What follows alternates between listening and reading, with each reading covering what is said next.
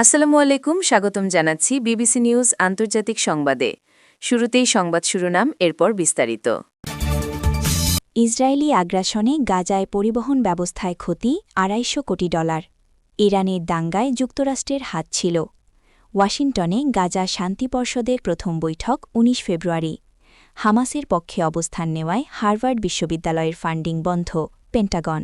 দর্শক, এতক্ষণ শুনছিলেন সংবাদ শিরোনাম। এখন বিস্তারিত। আপনি যদি ইসরায়েলের ধ্বংস চান এবং মুসলিমদের পাশে থাকেন, তাহলে ভিডিওতে লাইক করে চ্যানেলটি অবশ্যই সাবস্ক্রাইব করে দিবেন এবং আপনার মূল্যবান মতামত অবশ্যই কমেন্টে লিখে জানিয়ে দিবেন। এখন বিস্তারিত।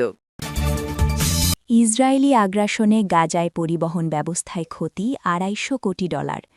ফিলিস্তিনের অবরুদ্ধ গাজায় কয়েক বছর ধরে চালানো ইসরায়েলি আগ্রাসনে উপত্যকাটির পরিবহন ব্যবস্থার ক্ষতি হয়েছে প্রায় $2.5 বিলিয়ন বা $250 কোটি।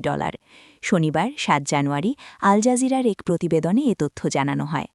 প্রতিবেদনে বলা হয়েছে, প্রতিদিন সকালে বিশ্ববিদ্যালয়ের অধ্যাপক হাসান এল নাবি বিদ্যুৎ এবং ইন্টারনেট সংযোগ সহ তার সাইকেলে ব্রিফকেস এবং ল্যাপটপ বেঁধে একটি জায়গার সন্ধানে বেরিয়ে পড়েন। তার ছাত্রদের অনলাইনে যোগাযোগ করার উদ্দেশ্যেই এমনটি করেন তিনি। গাজায় ইসরায়েলের আগ্রাসনের আগে একজন অধ্যাপকের সাইকেল চালানো কোনো সাধারণ দৃশ্য ছিল না, কিন্তু এখন যুদ্ধের কারণে আরোপিত একটি করুণ বাস্তবতার মধ্যে এক কাতারে এসে পড়েছেন গাজার ধনী গরিব, শিক্ষার্থী শিক্ষক, মালিক, চাকরিজীবী সবাই।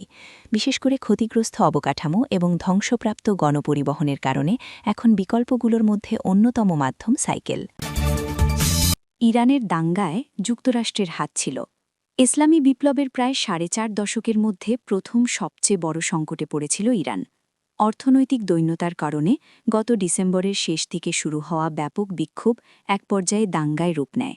এতে সরকারি হিসাবেই 3.5 সহস্রাধিক মানুষের প্রাণহানি হয়। দেশটি শুরু থেকেই এ বিশৃঙ্খলার পেছনে যুক্তরাষ্ট্র ও ইসরায়েলের হাত ছিল বলে অভিযোগ করলেও তার কোনো অকাট্য প্রমাণ তারা হাজির করতে পারেনি।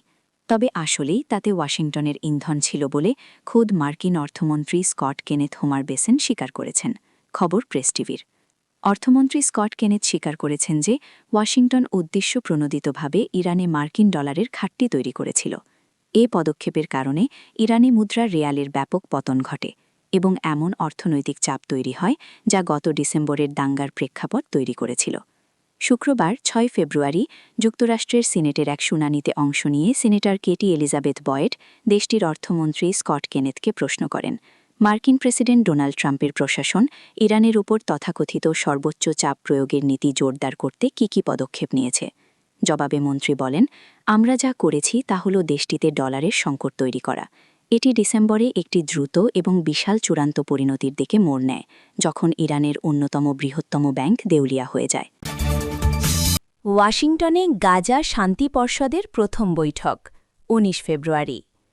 গাজা নিয়ে আগামী ১৯ ফেব্রুয়ারি ওয়াশিংটনে একটি উচ্চ পর্যায়ের বৈঠক আয়োজনের পরিকল্পনা করেছে হোয়াইট হাউস। প্রেসিডেন্ট ডোনাল্ড ট্রাম্পের ঘোষিত তথাকথিত বোর্ড অফ পিস বা শান্তি পর্ষদের এটি হবে প্রথম বৈঠক।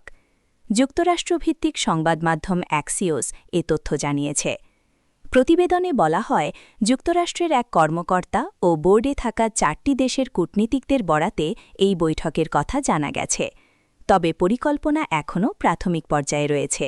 সময়সূচি বা কাঠামো বদলাতে পারে বলে জানানো হয়েছে।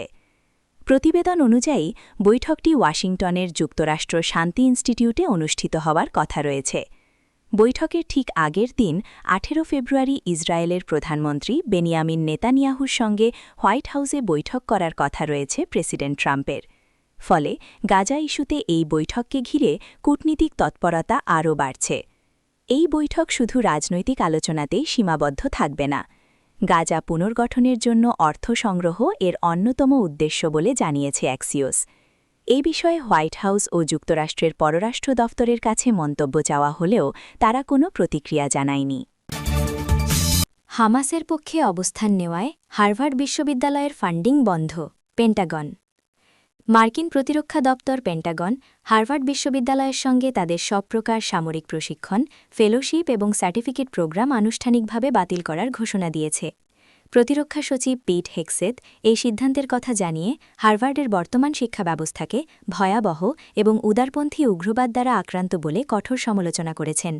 শুক্রবার ৬ ফেব্রুয়ারি দেওয়া এক বিবৃতিতে হেগসেথ স্পষ্ট করেন যে পেন্টাগনের এই পদক্ষেপের মূল উদ্দেশ্য হল সামরিক বাহিনীকে এমন রাজনৈতিক ও আদর্শিক প্রভাব থেকে দূরে রাখা যা জাতীয় নিরাপত্তার জন্য সহায়ক নয়। পেন্টাগনের এই সিদ্ধান্তের ফলে হার্ভার্ডের কেনেডি স্কুল এবং বিজনেস স্কুলে চলমান বেশ কিছু গুরুত্বপূর্ণ প্রোগ্রাম সরাসরি ক্ষতিগ্রস্ত হবে। এর মধ্যে উল্লেখযোগ্য হল ন্যাশনাল সিকিউরিটি ফেলোস প্রোগ্রাম, যেখানে সামরিক বাহিনীর ঊর্ধ্বতন কর্মকর্তারা অংশ নিতেন।